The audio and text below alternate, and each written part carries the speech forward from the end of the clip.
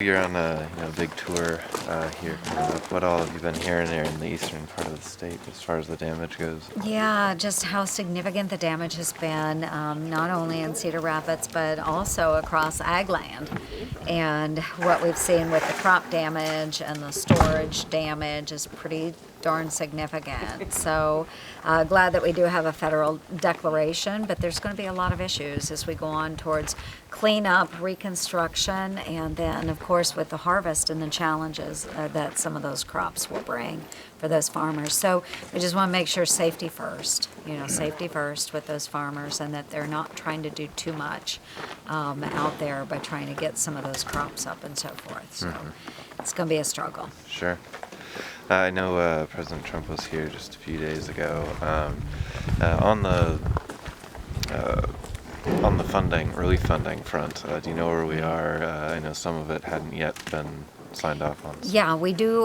We had $4 billion overall that was requested by Governor Reynolds, and Cedar Rapids, Lynn County has actually been approved for individual assistance, and that's what they were waiting on.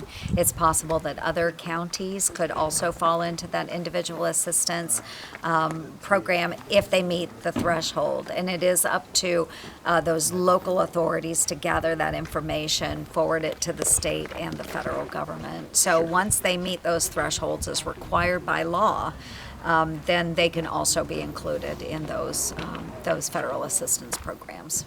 Sure. Okay.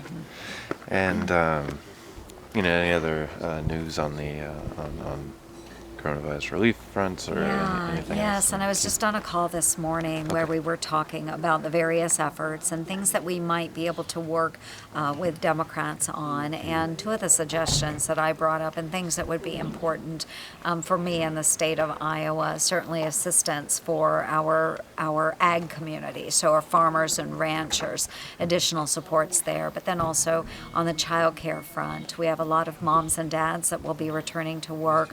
A lot of those daycare or child care facilities have closed due to COVID-19, and so we want to offer those supports. So again, moms and dads can go back to work, and if those children are in a virtual learning type of scenario, that they are able to have those supports if they're at a child care center rather than at home alone trying to tackle various assignments through virtual learning. We just know there are so many needs out there, and that's what we're trying to come together on. Sure. We have time for one more. Okay, great. And did you have any questions? Okay. Thank you. Lastly, I guess some of our county auditors. I know they met with Governor Reynolds' officer, and Paul Pate yesterday. Okay, good. Just to go over some of the election things.